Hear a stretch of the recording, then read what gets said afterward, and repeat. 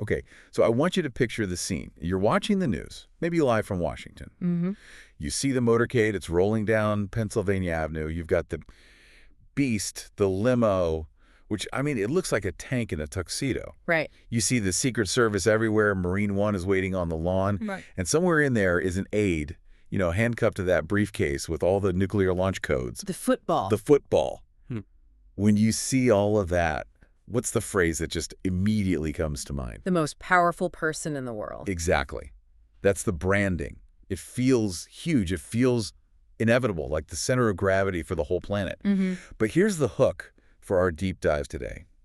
That whole image, the Founding Fathers, Jefferson, Madison, Washington, they would have looked at that motorcade and just panicked. Oh, they would have been terrified. They'd think the whole experiment had failed. Right. They designed the office of the president specifically not to be that. Yeah. They were scared to death of kings.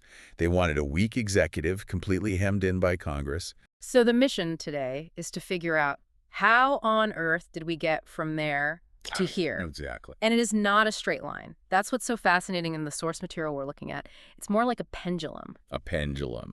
Yeah, we're going to track this wild swing from what the founders wanted up to these imperial heights where presidents act like emperors, and then crashing down to the imperial depths where they can barely get anything done. And then landing where we are now. In this messy hybrid era we're in right now. We've got a great stack of sources to help us here. We have excerpts from Arthur Schlesinger Jr.'s classic, The Imperial Presidency. The original 73 text and his very spicy 2004 update. Right. And we've got some political science theory from Richard Neustadt and a set of lecture slides that frame this whole thing around one really provocative big question. And that question is really our lens for this whole discussion. It asks, was Donald Trump as powerful as he thought he was? That is a loaded question. It is. But the answer isn't a simple yes or no. To get to it, we can't just look at tweets, We have to look at the machinery of the office itself. Because the imperial presidency isn't just about one person's personality. No, it's about a structural shift that's been happening for, 80 years now? Okay, so let's go back to the beginning, the awakening. You said the founders wanted a weak executive. Congress was supposed to be the boss, right? Okay. Correct. Article 1 of the Constitution is Congress. Article 2 is the president. That order wasn't an accident. And for a long time, the presidency was pretty limited. Congress held the purse strings. Congress declared war. The president was basically an administrator. But the moment the modern presidency was born, the giant woke up. That was Franklin D. Roosevelt. FDR. This is the institutionalized presidency idea from our notes. Exactly. Before FDR, the president was, a guy in a house with a few secretaries. After FDR, the president is the head of a massive bureaucracy. You have the expansion of the federal government to fight the Depression, the creation of the Executive Office of the President, the XOP, and crucially, the U.S. takes on a full-time world leadership role. Yeah, because once you have a world war and a Great Depression, you can't just go back to a guy signing bills for post offices. The job fundamentally changes. It does, and the pendulum swings hard away from Congress and toward the executive.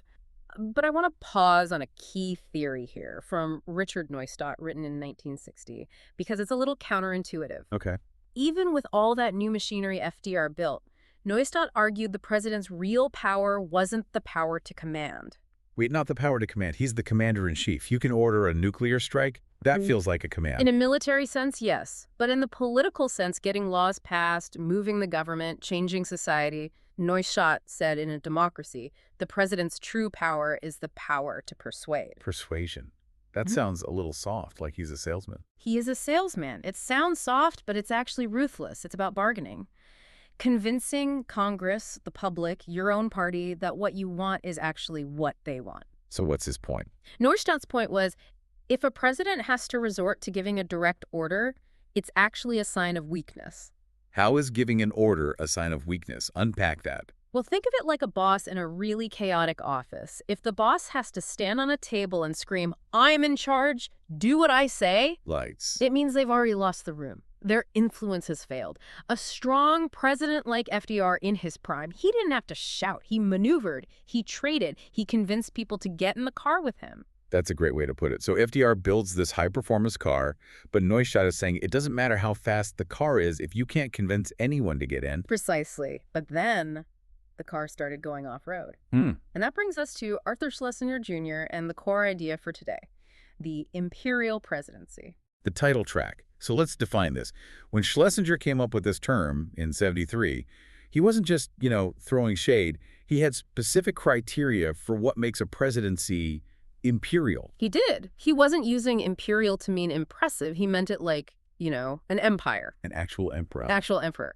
It's characterized by three things: misuse of powers, excessive secrecy, especially in foreign policy, and just a high-handedness with Congress. High-handedness meaning basically ignoring them. Ignoring them, bypassing them, treating them like a nuisance instead of a co-equal branch of government. Okay. The visual from our sources is the president acting like an emperor, surrounded by his court of appointed officials, people who don't answer to voters, only to him. He stops consulting elected politicians. And Schlesinger says this all started with war, not with domestic policy. The foreign policy catalyst, this is so crucial. Schlesinger's whole thesis is that Pearl Harbor was the moment the genie left the bottle. The crisis of World War II allowed the executive to break free from Congress because war demands speed and secrecy. Congress is slow. The president is fast. But the scary part isn't that it happened during the war. It's that when the war ended, the power didn't go back. Exactly. The emergency powers just became normal powers. We stayed on a war footing, even in peacetime. The sources have this laundry list of conflicts. I call it the receipts section. That's good. It really shows Congress just letting go of the wheel. I want to walk through these because the progression is it's stark. Let's do it. Okay, 1950. President Truman sends troops to Korea. Constitution says Congress declares war. Did he ask them? Nope, he called it a police action and just did it. Bypassed the declaration of war completely. Then 1958, Eisenhower sends 14,000 troops to Lebanon. Again, barely a peep from Congress. Then we get to Kennedy in the 60s, Bay of Pigs, Cuban Missile Crisis. These are things that could have ended the world. Zero congressional role. Kennedy managed the missile crisis almost entirely with that inner court excom. Congress was basically a spectator. And then we get the big one, LBJ and the Tonkin Gulf Resolution in 1964. The source calls it a blank check. It literally was. Congress basically said, we authorize the president to take all necessary measures. Yeah. They just signed away their war powers for Vietnam completely. Which leads directly to Nixon in 1970 bombing Cambodia without even telling Congress, let alone asking them. And that, in a nutshell, is the Imperial Presidency. The war-making power, which the Constitution explicitly gave to Congress to stop tyranny, had been completely taken over by the president. Wow. Schlesinger wrote that by the 70s, the American president had become, and I'm quoting, the most absolute monarch among the great powers of the world on issues of war and peace. Absolute monarch. It is heavy. But here's the twist, right? If it had stayed in foreign policy, maybe Nixon gets away with it, but he didn't stay there. This is the climax, the domestic creep. When you get used to acting like a king abroad, secrecy, spying, toppling governments, eventually you bring those tactics home to use on your political enemies. Watergate. Watergate. We all know the name, but looking at the sources, it's shocking how much it fits Schlesinger's definition. It wasn't just a burglary. No, it was illegal bugging, using the CIA on American citizens, paying hush money. And there's one term in the notes I want you to explain because it sounds so boring, but it's actually wild. Impoundment of congressional funds. Oh, this is such a great example of that emperor mindset. Right. So Congress controls the budget. They vote to spend money on, say, clean water projects. Nixon would just refuse to spend it. He'd impound the funds because he didn't like the policy. He was basically saying, I don't care that the elected representatives pass this law. I am the state. I say no. There's a great cartoon from this era in our notes.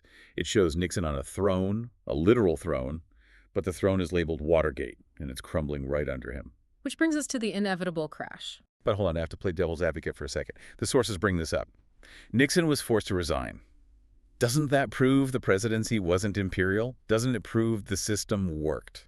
That is the big so what question. And Nixon himself made that argument. He said he fell because he lost his political base in Congress, not because he was some tyrant. So the checks and balances did kick in eventually. Eventually. Even Schlesinger, he walked it back a little bit later on. In 1986, he admitted maybe the theory was a bit overblown because the system did, in fact, self-correct. But, and this is a huge but, the correction was incredibly painful. And it swung the pendulum so hard in the other direction that it basically broke the presidency for a while. Enter the imperiled president. From emperor to lame duck. So Nixon's out. We get Gerald Ford, then Jimmy Carter. And the feeling in the country is, let's make sure this never, ever happens again. It was a massive backlash. Congress was furious. They realized that they'd been asleep at the wheel for 30 years. So they started passing laws to put legislative handcuffs on the president. Let's talk about the handcuffs. The Case Act in 1972. That forced presidents to actually tell Congress about foreign agreements. No more secret deals. And the really big one, the War Powers Act of 1973. This was the direct response to Vietnam. It tried to force the president to get congressional approval within 60 days of sending troops somewhere. They were trying to tear up that blank check they gave Johnson. Okay, so on paper, that sounds good, restoring democracy. But how did it actually work out for Ford and Carter? Terribly. The term imperiled presidency was actually coined by Gerald Ford. He felt the office had become too weak to be effective because of congressional over-assertiveness. He couldn't do anything. He couldn't move. And there's that specific example from the notes in 1975 with Ford. Right. North Vietnam is overrunning Saigon. It's the end of the war. And Ford is sitting in the Oval Office. He wants to send air support to save an ally, and Congress just says no. The most powerful man on earth can't do a thing. And that's the swing. We went from a president who could bomb a country in secret, Nixon, to one who couldn't move a muscle to save Saigon. Wow. Carter faced the same thing with the Iran hostage crisis. The narrative just flipped from the president is a tyrant to the presidency is too pitiful to lead. It's like we can't find a middle ground. It's either King Kong or a kitten. That's a vivid way to put it. But Americans don't like kittens in the White House. We want strength. And that paved the way for the 80s. Ronald Reagan. The sources call this the start of the post-imperial era. But did he actually get rid of those laws? No, the laws stayed on the books. But Reagan proved that the imperiled presidency was a state of mind. He just restored the aura of the office. More in America. Exactly. He just ignored the handcuffs. Look at that quote we have. Mr. Gorbachev, tear down this wall. It's commanding. It's powerful. He proved a president could still be dominant through personality and persuasion, right back to Neustadt's theory. But that pendulum never stops, does it? Because then we hit the 90s and 2000s, and it's a roller coaster. You have Bill Clinton. Clinton is fascinating. Economic boom, peacetime. But the sources point to a loss of majesty and mystique. The Lewinsky scandal. Right. The commentator Elizabeth Drew noted that the whole tawdry affair and the hair-splitting legalisms, it depends on what the meaning of is. It just diminished the office, made it feel small again. And then George W. Bush, his timeline is wild. He comes in as a uniter, not a divider. And then 9/11 happens, and that is a massive jolt to the system. Suddenly, that foreign policy catalyst is back with a vengeance.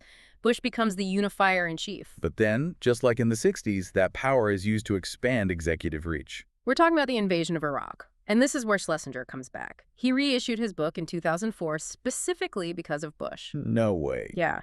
In that update, he explicitly calls the Iraq invasion a needless war and labels Bush an imperial president. He argued the whole cycle had repeated itself. It really is a loop. Crisis happens, power expands, controversy follows. And Obama fits this pattern too, doesn't he? He does, but in a different way. He started with huge legislative power, the stimulus, healthcare, working with Congress, but then he loses the House and Senate in 2010 and 2014. And when you lose Congress, you turn to the imperial toolkit, executive orders on immigration, unilateral airstrikes in Libya. Both sides were now using these tools when it suited them. Which brings us to today, the modern context. And back to that big question we started with. Was Donald Trump as powerful as he thought he was? Let's look at that cartoon from the source material. It's really telling. Yeah, let me describe it. You have Donald Trump, and he's literally trying on a crown. He's flanked by these velvet pillows labeled executive privilege and executive powers. But right over his head, there's this massive dark storm cloud labeled impeachment. That image perfectly captures the post-imperial paradox. On one hand, you have a president who creates an imperial style.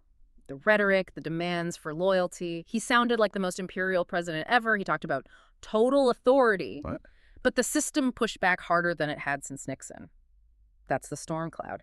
2 impeachments, constant court battles, a polarized Congress that wouldn't budge. He struggled to get his wall built. He struggled to overturn an election. So to answer the big question, Was he as powerful as he thought? In terms of style and attention, absolutely. He dominated the news cycle like an emperor. But in terms of structural achievement, bending the system to his will, those legislative handcuffs and political polarization made it very, very difficult to exercise that power unchecked. It's like a hollow crown situation. A constrained crown, certainly. And our sources list Biden right after, showing this struggle is just.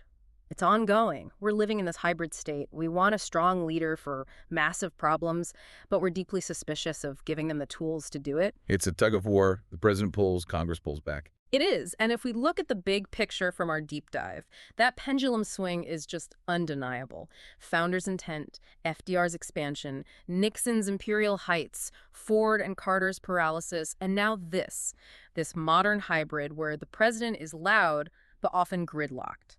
So what's the takeaway for us, for you listening and trying to make sense of the news today? I think the key thing is that the imperial presidency isn't just about the person in the Oval Office. It's about us. It's about this tension in the American psyche. We want a problem solver, a uniter in chief. But the second we get one, we start looking for the exit because we remember we're supposed to be a republic, not an empire. It's the Goldilocks problem. This porridge is too hot, this one's too cold. But we never find the one that's just right. That is terrifyingly accurate. And here's a final provocative thought to leave you with from reading between the lines of Schlesinger's work. He argued the imperial presidency was created by a state of perpetual crisis. World War II, the Cold War. Right. Crisis justifies power. If the house is on fire, you don't form a committee, you grab the hose. Exactly.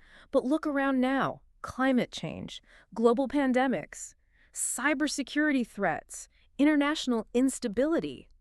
If we are now living in a world of constant global crisis, is an imperial style of presidency now inevitable? Wow. Can we ever go back to a weak executive when the world demands an instant reaction? Oof. That's something to chew on.